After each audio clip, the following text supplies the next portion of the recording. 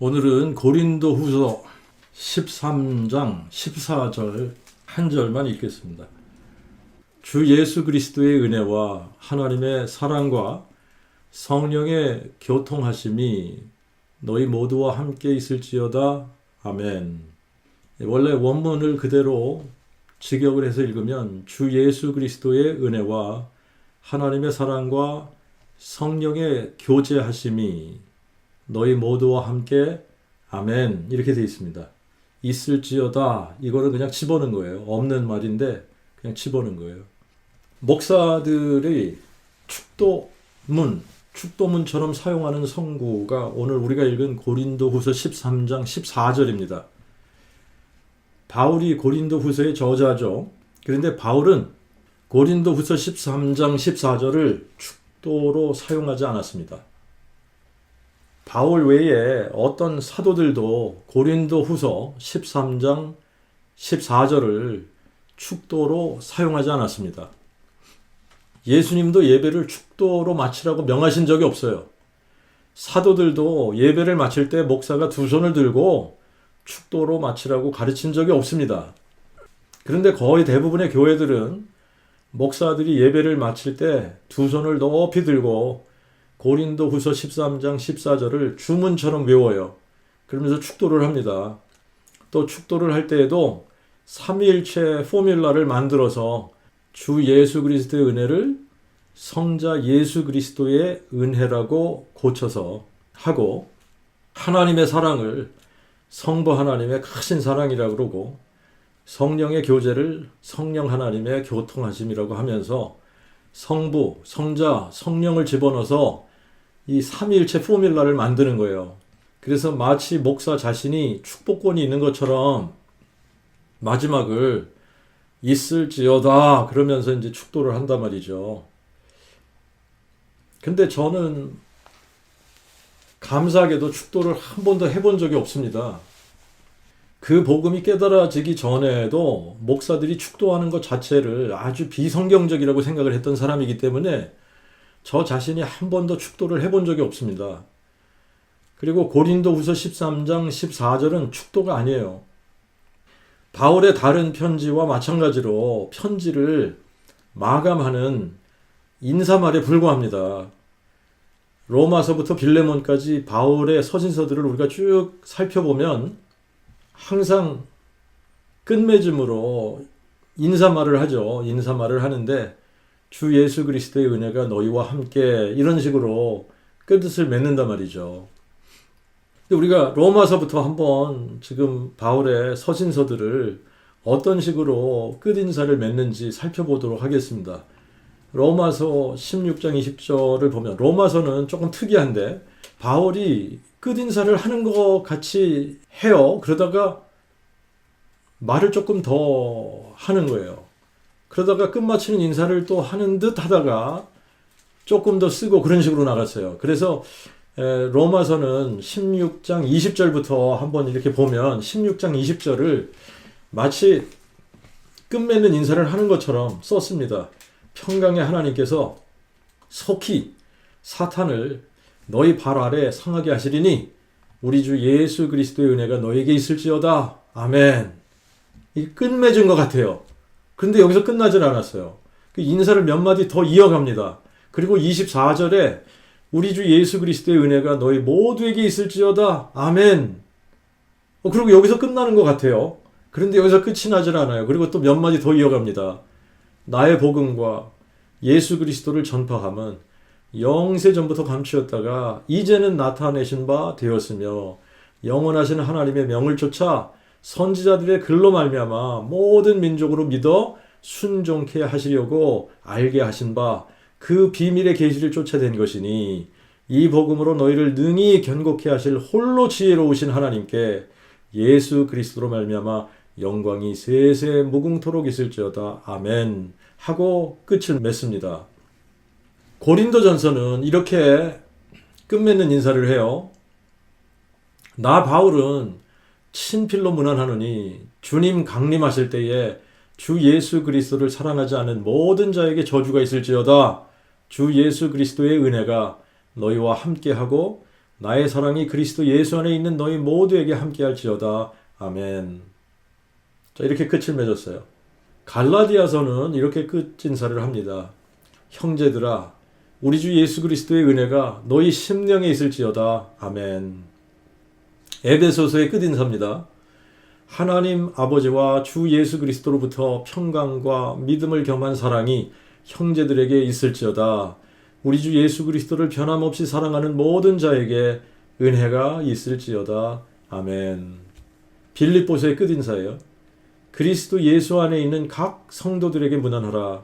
나와 함께 있는 형제들이 너희에게 문안하고 모든 성도들이 너희에게 문안하되 특별히 가이사의 집 사람들이니라. 우리 주 예수 그리스도의 은혜가 너희 무리에게 있을지어다. 아멘. 골로새서는 끝 인사가 좀 길게 늘어집니다만 끝에 이렇게 인사를 하고 마칩니다. 나 바울은 친필로 문안하노니 나의 메인 것을 기억하라. 은혜가 너희에게 있을지어다. 아멘. 데살로니가 전서의 끝 인사. 거룩한 입맞춤으로 모든 형제들에게 문안하라. 내가 주님을 힘입어 너희에게 명하노니 모든 거룩한 형제들에게 이 편지를 읽어 들리라. 우리 주 예수 그리스도의 은혜가 너희에게 있을지어다. 아멘. 데살로니가 후서입니다. 평강의 주께서 친히 매사에 항상 너희에게 평강 주시기를 원하노라.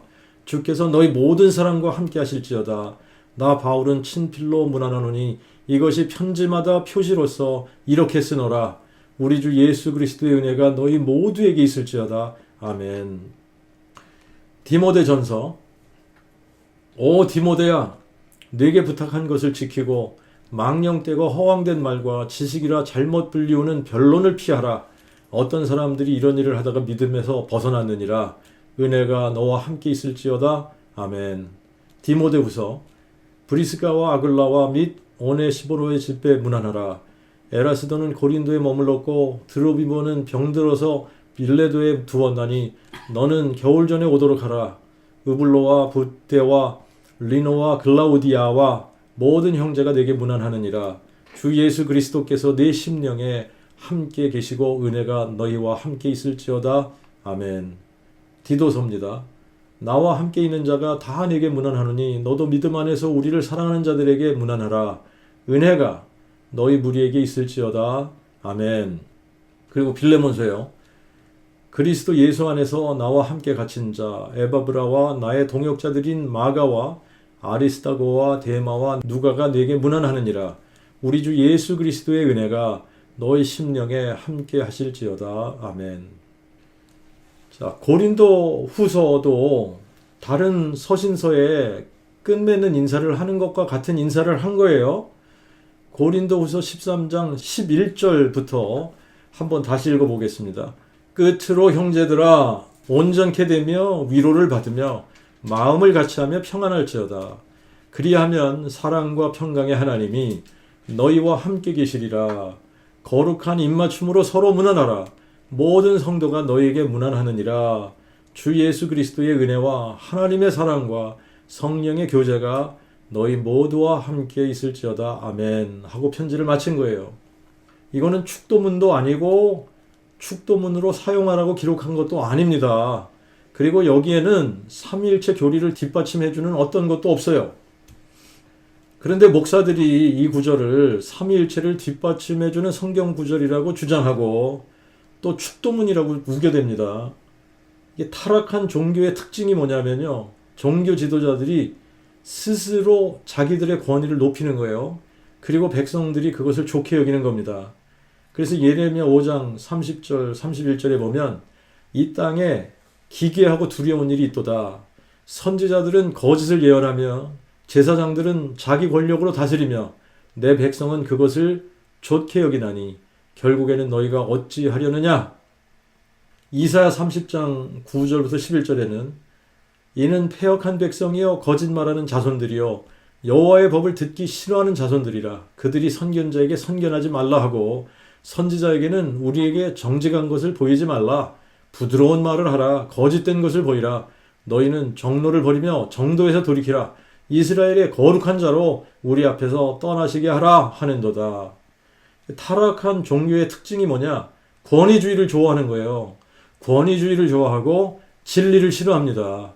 거짓 가르침을 좋아해요. 신기하게도 권위를 내세우는 것, 거짓된 것을 보이면 그것을 좋아하는 거예요. 이게 타락한 종교의 특징입니다. 목사가 두 손을 높이 들고 축도문을 읊는 것을 좋아하는 이유가 뭘까요? 혹시나 복을 받을까 하는 기대를 조금이라도 하기 때문에 그런 거 아닐까요? 목사들이 자기들에게 있지도 않은 축복권이 있다고 하면서 두 손을 높이 들고 마치 자기가 축복을 하면 교인들이 복을 받는 것 같이 축도하는 이 기괴한 일, 이게 도대체 왜 있는 것일까? 목사들이 자기들에게 구약시대 제사장 권한이 있다고 생각을 하기 때문에 그러는 거예요. 지금도 많은 목사들이 그런 식으로 생각하는 목사들이 많이 있을 것 같아요. 자기들이 구약시대의 제사장 권한이 있다. 자기들이 구약시대 제사장직을 지금 대신하고 있다. 뭐 이런 생각을 가지고 있는 이런 사람들이 한둘이 아니라고 생각을 합니다. 그런데 이거는 성경을 몰라도 너무 모르기 때문에 이런 생각을 하는 거예요. 만약에 자기들에게 구약시대 제사장 권한이 있다면요, 예수님의 속죄의 제사는 완전한 제사가 아니라고 주장하는 거예요. 예수님이 십자가에서 드렸던 속죄의 제사는 완전한 속죄의 제사입니다. 그래서 더 이상 제사를 드릴 필요가 없게 된 거예요. 예수님이 운명하실 때 성소와 지성소 사이에 있던 휘장이 찢어졌어요. 그래서 성소와 지성소의 구분이 없어졌습니다. 그리고 성전은 돌 위에 돌 하나도 남지 않고 다 파괴되었습니다. 성전도 없어지고 제사 제도가 폐지된 것, 이것은 더 이상 짐승의 제사가 필요하지 않기 때문에 그러는 거예요. 왜 그러냐면 실체가 오셔서 다 이루셨기 때문에 모형으로서의 제사와 제사장과 성전이 더 이상 필요하지 않다는 겁니다. 그런데 목사들이 자기들의 구약의 제사장직을 맡았다고 우긴다면 예수님의 사역을 헛되다고 하는, 이게 얼마나 마귀적인 발상인지 모르면서 자기들의 권위를 높이기 위해서 구약의 제사장직을 맡았다 그러는 겁니다. 목사들은 구약의 제사장이 아닙니다. 구약의 제사장직을 맡았다고 생각을 하면 이거는 무식에도 보통 무식한 게 아니에요. 예수님께서 다 이루었다 외치신 말씀이 무엇을 다 이뤘다고 하시는지 이해도 못하는 인생인 거예요. 구약의 제사 제도는 끝이 났습니다. 더 이상 성전도 필요하지 않고 제사장도 필요 없고 짐승의 제사도 필요하지 않은 거예요. 그럼에도 불구하고 유대인들은 마지막 때가 되면 짐승의 제사 제도를 부활시키려고 노력할 겁니다. 그래서 예루살렘에 성전을 지으려는 노력에 박차를 가할 겁니다. 그리고 성전을 짓게 될 거예요. 하지만 이거는요, 제사 제도가 필요하기 때문에 성전이 지어지는 것이 아닙니다. 마지막 때의 이정표 역할을 하기 위해서 성전이 지어지게 되는 거예요. 제사 제도는 예수님께서 끝내셨습니다. 목사는 구약의 제사장이 아닙니다. 목사에게 축복권, 저주권 이런 거 부여하신 적이 없어요. 목사에게 요구되어지는 것은 성경을 풀어서 그 복음 선포해서 성도들을 온전케 하는 것이고 양무리의 본이 되는 삶을 살도록 요구하고 있는 거예요. 권위주의가 아니라 본을 보이라는 거예요. 성도들을 무식하게 해서 자기들의 권위를 높이고 그래서 맹목적으로 따르게 하는 것이 아니라 성경을 그 복음으로 풀어줘서 성도들의 눈을 뜨게 하고 예수 그리스도를 아는 지식과 은혜에서 자라가게 하라는 겁니다. 그래서 그 복음의 일꾼이 되게 하라는 거예요. 베드로전서 2장 9절에는 너희는 택하신 족속이요 왕같은 제사장들이요 거룩한 나라요 그의 소유된 백성이니 이는 너희를 어두운 데서 불러내어 하나님의 놀라운 빛에 들어가게 하신 자의 아름다운 덕을 선포하게 하려 하심이니라. 이 성경 구절을 가지고 우리가 만인 제사장이라는 표현을 쓰는데 목사들만 제사장이 아니라 모두가 제사장이다. 이런 말이에요. 어떤 차원에서 모두가 제사장이라는 말을 하는 거냐면 제사장은 죄인과 하나님 사이를 연결해주는 다리 역할을 하는 사람들입니다. 죄인이 하나님과 화목하게 될 수 있는 길, 그 길은 하나밖에 없어요. 그 복음 선포입니다. 그 복음 선포를 통해 죄인이 그 복음을 깨닫고 마음에 믿을 때에 죄사함을 받고 하나님과 화목하게 되는 거예요. 그런 차원에서 믿는 사람 모두가 제사장이 되는 겁니다. 온 세상에 그 복음을 선포해서 누군가가 그 복음을 듣고 깨닫고 마음에 믿어서 죄사함을 받고 구원함을 받고 하나님의 자녀가 되게 하는 그런 차원에서 만인 제사장인 거예요. 그래서 베드로전서 2장 9절 중간부터 보면 이는 너희를 어두운 데서 불러내어 하나님의 놀라운 빛에 들어가게 하신 자의 아름다운 덕을 선포하게 하려 하심이니라. 무엇을 선포하게 하려 하신다는 거예요? 너희를 어두운 데서 불러내어 하나님의 놀라운 빛에 들어가게 하신 자의 아름다운 덕, 그것을 선포하게 하는, 그게 그 복음 선포 아니고 무엇이겠습니까? 그러니까 지금 목사들이 자기들만이 구약의 제사장 권한이 있다 그러면서 그 복음도 모르고, 그러니까 그 복음 모르니까 그 복음 선포 못 하잖아요. 그렇게 하면서 자기들이 제사장이라고 하면 어떤 차원에서 자기들이 제사장이라고 하는지 알지도 못하는 거예요. 무조건 자기들의 권위를 높이기 위해서 자기들이 구약의 제사장이라고 한다면 예수님의 완전한 속죄 제사를 단번에 드리셔서 구약의 제사 제도를 폐하신 건데 이거를 부정하고 있는 거예요, 지금. 자, 그런 것도 알지 못하고 그저 자기들의 권위를 높이고 내세우려고 자기들이 구약의 제사장 권한이 있다 그러면서 민수기 6장 22절부터 27절에 이런 말씀이 있거든요. 여호와께서 모세에게 이르시되 아론과 그의 아들들에게 고하기를 너희는 이스라엘 자손을 이렇게 축복하여 이르되 여호와는 내게 복을 주시고 너를 지키시기를 원하며 여호와는 그의 얼굴로 내게 비추사 은혜 베푸시기를 원하며 여호와는 그의 얼굴을 내게로 드시고 평강 주시기를 원하노라 하라. 그들이 이같이 내 이름으로 이스라엘 자손에게 축복할지니 내가 그들에게 복을 주리라 하시니라. 자, 이 말씀을 자기들에게 적용을 하는 거예요. 그래서 자기들이 구약의 제사장이기 때문에 축복권이 있다는 거야. 그래서 고린도후서 13장 14절에 삼일체 포뮬라를 집어넣어서 축도문을 외우면 교인들이 복을 받게 될 거라고 생각을 하는 겁니다. 여러분, 민수기 6장 22절부터 27절은 아직 모형으로서의 제사제도가 살아있을 때에 아론과 아론의 아들들이 제사장으로서 이스라엘 백성을 여호와의 이름으로 축복하라고 하신 겁니다. 지금은 모형으로서의 제사제도가 폐지되었어요. 성전도 없습니다. 아론의 아들 제사장들도 없잖아요. 짐승의 제물도 없지 않습니까? 그런데 목사들이 어떻게 구약에 제사장 권한이 있다는 건지 이해가 안 되는 거예요. 목사들은 구약의 제사장이 아닙니다. 민수기 6장 말씀하고 고린도후서 13장 14절 말씀은 전혀 관계가 없는 말씀이에요.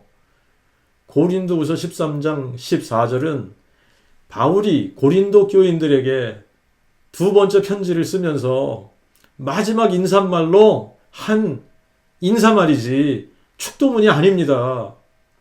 그리고 원문에는 있을지어다 라는 말이 없습니다. 한글로 번역을 하면서 있을지어다를 삽입한 거예요. 근데 목사들은 마치 자기들이 축복권을 가진 것처럼 있을지어다 그러면서 축도를 하면 목사로서의 권위를 높여준다고 생각을 하는 것 같아요. 마치 예레미야 5장 30절 31절 말씀처럼 이 땅에 기괴하고 두려운 일이 있는 거예요. 선지자들은 거짓을 예언하며 제사장들은 자기 권력으로 다스리며 그런데 백성들은 그것을 좋게 여긴다는 거죠. 옛날에는 선지자들이 거짓 예언을 하고 제사장들이 자기 권력으로 다스렸지만 지금은 목사들이 거짓 교리를 가르쳐요. 목사들이 스스로의 권위를 높이고 권력으로 교인을 다스립니다. 그런데 교인들이 그것을 좋게 여기는 모습, 교인들이 그것을 좋게 여기는 모습, 이게 예레미야 시대의 모습과 비슷하다는 거예요. 왜 그럴까요? 구약 시대에 백성들이 하나님을 아는 지식이 없어서 그렇다고 말씀을 했어요. 이 땅에는 진실도 없고 인애도 없고 하나님을 아는 지식도 없고 내 백성이 지식이 없어 망하는도다. 근데 지금도 교인들이 거짓 교리인지 참된 교리인지 구별을 못하지 않습니까? 그래서 구별이 안 되니까 거짓 교리를 좋아하고 권위주의 목사를 좋아하고 축복권도 없는 목사의 축도를 받으려고 애를 쓰고 소경을 이끄는 거예요. 그러면 결국 어디로 가겠습니까?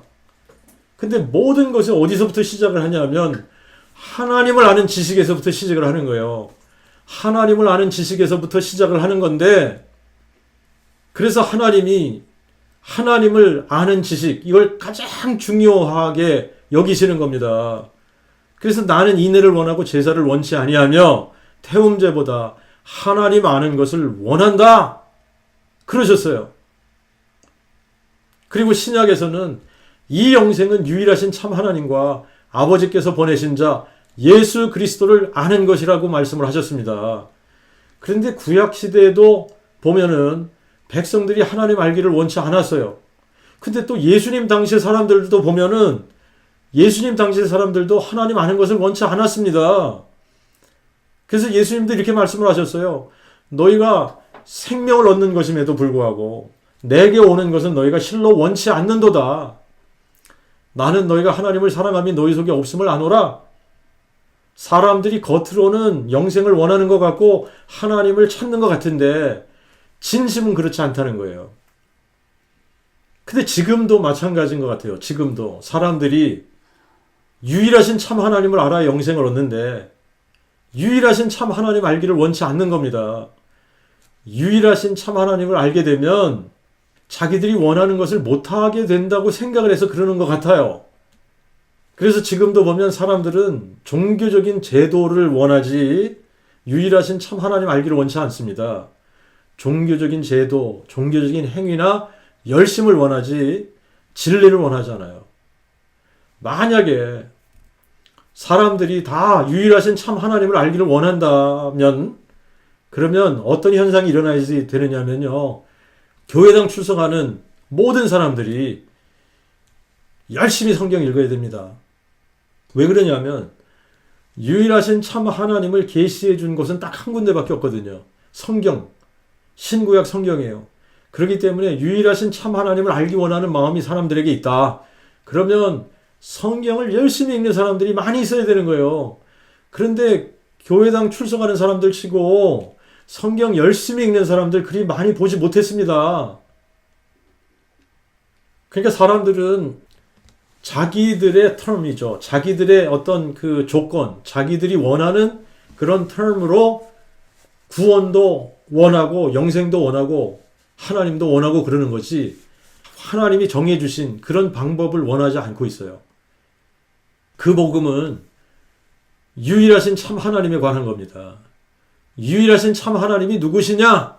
라고 하는 것을 선포하는 것이 그 복음이에요. 그렇기 때문에 그 복음을 알아야 구원을 받는데 사람들이 그 복음에 관심이 없습니다. 이미 자기들이 복음을 알고 있다고 생각을 하거나 자기들 나름대로 구원을 받았다고 생각을 하거나 또 자기들 나름대로의 방법으로 구원을 받고 싶은 거예요. 자, 그렇게 사람들이 그런 생각을 하도록 일조를 하는 것이 잘못된 신학이에요. 잘못된 신학, 잘못된 가르침. 그 중에 하나가 고린도후서 13장 14절을 이용해서 축도를 하는 겁니다. 고린도후서 13장 14절을 다시 한번 읽어볼게요. 주 예수 그리스도의 은혜와 하나님의 사랑과 성령의 교제가 너희 모두와 함께 아멘 이렇게 기록이 되어져 있습니다. 헤이 카리스트 큐리우 예수 그리스도 주 예수 그리스도의 은혜와 이 말이에요. 카이 헤이 아가페 투 때우 하나님의 사랑과 카이 헤이 코이노니아 투 하기우 푸네마토스 성령의 교제가 메타판톤 휴몬 너희 모두와 함께 아멘. 자, 바울은 주 예수 그리스도의 은혜라고 했지 성자 예수 그리스도라고 하지 않았습니다. 그런데 잘못된 신학에서는 주 예수 그리스도를 성자 하나님이라고 넘겨짚어서 결론을 내리는 거예요. 신약 성경 어디를 읽어봐도 예수 그리스도를 성자 하나님이라고 표기한 곳이 한 군데도 없습니다. 예수 그리스도는 하나님의 그 아들, the Son of God, 하나님의 그 아들이시지 성자 하나님 혹은 아들 하나님 God the Son, God the Son이 아니에요. 하나님의 그 아들과 성자 하나님은 완전히 다른 의미의 말입니다. 우리가 예수를 하나님의 그 아들이라고 믿는 것은 예수가 동정녀 마리아가 성령으로 잉태해서 한 아기로 한 아들로 주신 바 대신 영존하신 아버지, 전능하신 하나님, 여호와 하나님이 사람으로 나타나신 분이라고 믿는 거예요. 그렇기 때문에 하나님의 그 아들은 예수께서 동정녀 마리아를 통해 이 세상에 사람으로 태어나시기 전에는 존재하지 않았던 겁니다.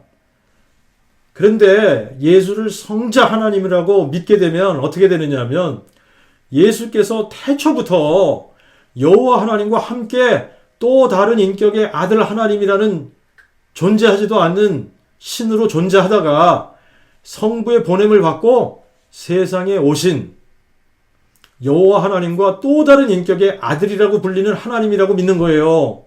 그렇기 때문에 예수를 하나님의 그 아들로 믿는 것과 예수를 성자 하나님으로 믿는 것은 완전히 다른 예수를 믿는 겁니다. 예수님도 자신에 대해서 하나님의 그 아들이라고 말씀하셨어요. 그러면서 내가 그니라, 즉 내가 여호와니라고 말씀을 하셨지 아들 하나님이라고는 한 번도 말씀하지 않았습니다. 신약 성경 어디에도 예수님을 성자 하나님이라고 부른 적이 한 번도 없어요. 그렇기 때문에 바울이 고린도후서 13장 14절에 주 예수 그리스도의 은혜라고 했을 때 바울이 생각하는 주 예수 그리스도의 은혜가 무엇인지, 그리고 바울이 생각하는 주 예수 그리스도는 누군지 바울 서신서 전체를 통해서 보면 답이 나오는 거예요. 로마서 3장 30절을 보면 하나님은 한 분이심으로 그가 할례자를 믿음으로 말미암아 또한 무할례자를 이 믿음을 통하여 의롭다 하시리라. 바울에게 하나님은 그냥 한 분 하나님이시지 삼위일체가 절대 아닙니다. 그리고 로마서 3장 30절에는 하나님은 한 분이시라고 분명히 그렇게 기록을 하고 나서 9장 5절에 그리스도에 대해서 이렇게 기록합니다. 육신으로 하면 그리스도가 저희에게서 나셨으니 저는 그리스도는 만물 위에 계셔서 세세 찬송받으실 하나님이시니라. 아멘. 그러니까 바울은 하나님은 한 분이시라고 분명히 얘기하고 그리스도에 대해서 뭐라고 기록했다고요? 육신으로 하면 그리스도가 저희에게 나셨으나, 그러니까 하나님이 사람 되신 분이라고 얘기하는 거예요. 저는 만물 위에 계셔서 세세 찬송받으실 하나님이시니라. 그러니까 너무나 분명한 거예요. 바울은 예수 그리스도를 누구라고 생각하고 있죠? 한 분 하나님, 상천하제 홀로 한 분 여호와 하나님이라고 생각하고 있는 겁니다. 그래서 로마서 1장 2절부터 4절에 그 복음에 대한 정의를 이렇게 내리지 않습니까? 그 복음은 하나님이 그의 선지자들을 통하여 성경에 미리 약속하신 그의 아들에 관한 것으로 그가 육신으로는 다윗의 혈통에서 나셨으나 성결의 영으로 죽은 자들 가운데서 부활하시어 능력으로 하나님의 아들로 인정되셨으니 곧 예수 그리스도 우리 주님이시라. 육신으로 하면 그리스도가 다윗의 혈통으로 나셨지만 그리스도는 만물 위에 계셔서 세세 찬송받으실 하나님, 홀로 한 분 여호와 하나님이라고 선포하고 있는 겁니다. 고린도전서 8장 4절부터 6절 가서 보세요. 우리가 우상은 세상에서 아무것도 아니며 또 한 분밖에 다른 하나님이 없는 줄 아노니 비록 하늘에나 땅에나 신이라 불리우는 것들이 있어 많은 신과 많은 주가 있으나 우리에게는 한 하나님 곧 아버지가 계시니 만물이 그에게서 났고 우리가 그 안에 거하고 또 한 분 주 예수 그리스도가 계시니 만물이 그로 말미암고 우리도 그로 말미암았느니라. 바울이 생각하는 하나님은 한 분, 곧 영존하신 아버지가 계신 겁니다. 만물이 그에게서 났고 우리가 그 안에 거한다고 믿고 있어요. 그리고 또 한 분 주 예수 그리스도가 계시다고 말합니다. 그런데 이미 로마서 9장 5절에 그리스도에 대해서 뭐라고 기록했느냐 하면 육신으로 하면 그리스도가 저희에게 나셨으나 저는 그리스도는 만물 위에 계셔서 세세 찬송받으실 하나님이시라 그랬습니다. 그러니까 만물 위에 계셔서 세세에 찬송받으실 한 분 하나님, 만유의 아버지가 계시는데 한 분 하나님이 육체로 나타나신 분이 그리스도라고 가르쳐주고 있는 겁니다. 그래서 우리에게는 한 하나님 아버지가 계시니 만물이 그에게서 났고 우리가 그 안에 거하고 또 한 분 주 예수 그리스도가 계시니 만물이 그로 말미암고 우리도 그로 말미암았다, 이렇게 이야기하는 겁니다. 주 예수 그리스도가 누구라고 이야기하는 겁니까? 한 분 하나님, 만유의 아버지가 다윗의 혈통으로 나신 분이 그리스도라고 가르쳐주고 있는 거예요. 에베소서 4장 6절에도 한 분 하나님 곧 만유의 아버지가 계시니 만유 위에 계시고 만유와 함께 그리고 너희 모두 안에 계신 자로다. 그리고 빌립보서 2장 6절 7절에 가서 보면 그는 예수 그리스도는 이거죠. 예수 그리스도는 근본 하나님의 본체시나 하나님과 동등됨을 취할 것을 여기지 아니하시고 오히려 자기를 비워 종의 형체를 가져 사람들과 같이 만들어지셨고, 예수 그리스도는 근본 하나님의 본체시래잖아요. 근본 하나님의 본체시라는 말은 그분이 곧 한 분 하나님 만유의 아버지시라고 이야기하고 있는 겁니다. 그분이 만유의 아버지라면 그분이 영존하신 아버지신 거예요. 그런데 자기를 비워 동정녀 마리의 태중에서 사람의 모양으로 만들어지셨다라고 말씀하고 있는 겁니다. 그러므로 예수를 성자 하나님이라고 가르치는 것은 잘못된 신학이고 비성경적인 가르침인 거예요. 골로새서 2장 2절에 하나님 아버지와 그리스도의 비밀을 밝히 알게 하려 함이라 그러면서 9절에 가서 뭐라 그러냐면 그리스도 안에는 신격의 모든 충만이 육체로 거하시고 그리스도는 육체로서는 하나님의 그 아들이시지만 육체 안에 거하시는 신격의 모든 충만으로서는 하나님 자신이신 거예요. 영존하신 아버지 자신이신 겁니다. 여호와 하나님 자신이신 거예요. 그래서 예수님이 다윗의 뿌리요 자손이라고 말씀하시는 겁니다. 디모데전서 2장 5절에 하나님이 한 분이시요 또 하나님과 사람 사이에 중보자도 한 분이시니 곧 사람이신 그리스도 예수시라 그랬어요. 그리고 3장 16절에 가서는 크도다 경건의 비밀이요 그렇지 않다는 이가 없도다. 하나님이 육신으로 나타나신 바 되시고, 하나님이 한 분이신데 하나님이 육신으로 나타나신 바 되셨다고 합니다. 그래서 하나님과 사람 사이의 중보자가 되셨다는 거예요. 그분이 바로 사람이신 그리스도 예수시라는 겁니다.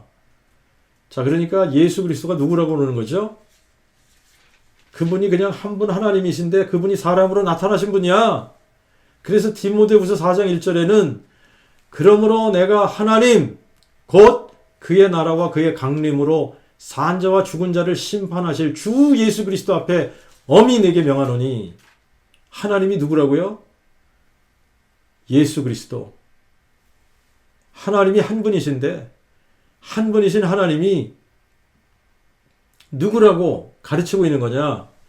그의 강림으로 산자와 죽은 자를 심판하실 주 예수 그리스도가 바로 하나님이라고, 유일하신 참 하나님이라고 선포하고 있는 겁니다. 디도서 2장 13절에도 위대하신 하나님 곧 우리 구주 예수 그리스도에 대한 복스러운 소망과 그의 영광스러운 강림을 기다리게 하셨으니, 여러분 바울에게 삼위일체 개념이 어디 있습니까? 전혀 없습니다. 전혀 없어요. 바울이 믿는 하나님은 홀로 한 분, 만유의 아버지.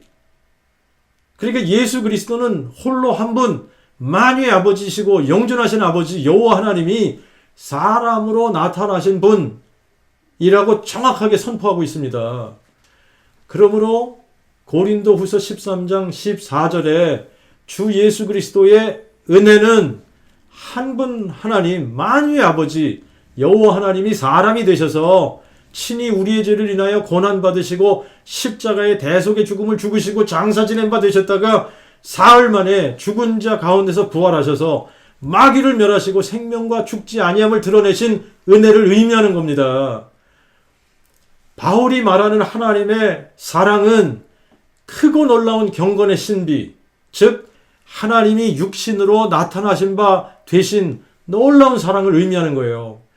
성부가 성자를 보낸 것이 아니라 영존하신 하나님 홀로 한 분이신 만유의 아버지 자신이 자녀들을 위해서 친히 한 아기로 한 아들로 주신 바 되신 이 놀라운 사랑을 의미하는 겁니다. 그러므로 바울에게 있어서 하나님의 사랑과 주 예수 그리스도의 은혜는 다른 것이 아니라 같은 거예요. 같은 거. 하나님의 사랑이 주 예수 그리스도의 은혜인 겁니다. 그래서 바울의 다른 서신서들에는 주 예수 그리스도의 은혜가 너희와 함께 아멘 하는 인사 한마디로 모든 것이 다 포함되어 있었던 거예요. 주 예수 그리스도의 은혜 안에는 하나님의 사랑도 성령의 교제도 포함되어져 있는 겁니다. 성령의 교제, 카이, 헤이, 코이노니아, 투, 하기우, 프네오마토스, 성령의 교제. 성령의 교제가 메타판톤 휴몬, 너희 모두와 함께 아멘. 성령의 교제. 성령의 교제는 우리가 지난주에 요한일서 1장 3절 4절을 살펴보았습니다만 이 성령의 교제가 아버지와 그의 아들 예수 그리스도와의 사귐을 의미하는 겁니다. 코이노니아라는 것은 사귐이라고 했잖아요. 사귐인데 성령의 사귐은 성령의 교제, 성령의 사귐, 성령의 교제는 주 예수 그리스도의 은혜와 하나님의 사랑 안에서의 교제를 의미하는 거예요. 아버지와 그의 아들 예수 그리스도와의 교제, 뿌리와 자손과의 사귐을 갖게 하는 것, 그것을 의미하는 겁니다. 바울이 고린도 교회에 두 번째 편지를 쓰면서 다른 교회들에게처럼 주 예수 그리스도의 은혜가 너희와 함께하기를 그러면서 마치지 않고 주 예수 그리스도의 은혜와 하나님의 사랑과 성령의 교제가 너희 모두와 함께 이렇게 인사를 한 데는 이유가 있다고 생각을 합니다. 이유가 뭐냐면요. 우리가 고린도후서 전체 내용을 알아야 되는데 최소한 12장, 13장 전체를 읽어보면 고린도 교회에 거짓 사도들이 들어왔어요. 거짓 교사들이 들어왔어요. 그래서 고린도 교회에 다른 예수를 전하기 시작한 겁니다. 다른 예수를 전하고 다른 영을 받게 하고 다른 복음을 전하면서 바울을 공격하기 시작을 했어요. 그 바울을 공격을 하는데 바울의 사도권을 공격을 하고 그러면서 바울은 진짜 사도가 아니라 이 사람은 사기꾼이야. 공교한 자야. 그래서 괴계로 너희를 갈취한 거야. 다른 교회들에게서 받은 사례를 너희 섬긴다는 이유로 바울이 탈취했어. 그러면서 바울을 사기꾼이라고 공격을 한 겁니다. 그러면서 뭐라고 그래요? 바울 안에서 말씀하시는 그리스도의 증거가 뭐냐? 바울 안에서 말씀하시는 그리스도의 증거가 뭐냐요? 그러면서 고린도 교회를 마구 흔들어 놓은 겁니다. 그래서 바울이 자기의 사도권을 변호하면서 고린도 후서를 써 나갔던 거예요. 그러면서 이제 11장에서부터는요, 자기가 그 복음을 전하면서 얼마나 많은 수고와 또 고난과 또 많은 매를 맞고 옥에 갇히기도 여러 번 하고 또 죽을 뻔하기도 여러 번 하고 잠도 제대로 못 자고 못 먹고 춥고 헐벗고 고생한 것을 쭉 나열을 합니다. 그리고 12장에서는 자기가 셋째 하늘, 3층 천이라고 그러죠. 셋째 하늘에 이끌려가서 이 낙원에서 말할 수 없는 말을 들었다. 그러면서 사도의 참된 표는 모든 참음과 표적과 기사와 능력으로 너희 가운데 행한 것이다.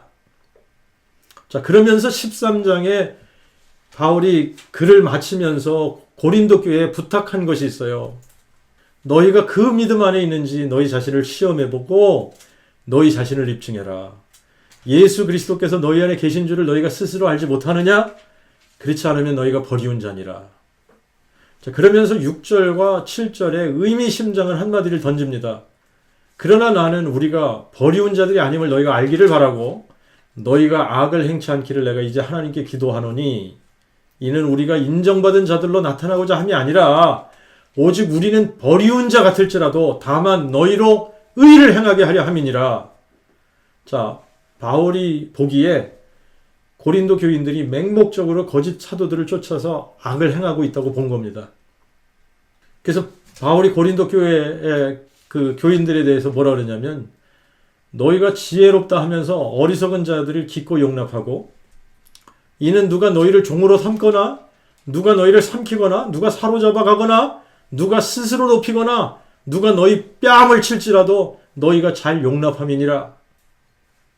사람들이 인격적으로 대우를 해주면 기어오른다는 얘기를 하지 않습니까? 기어오르고 맘먹으려고 그러고 말을 잘 안 듣는 거예요.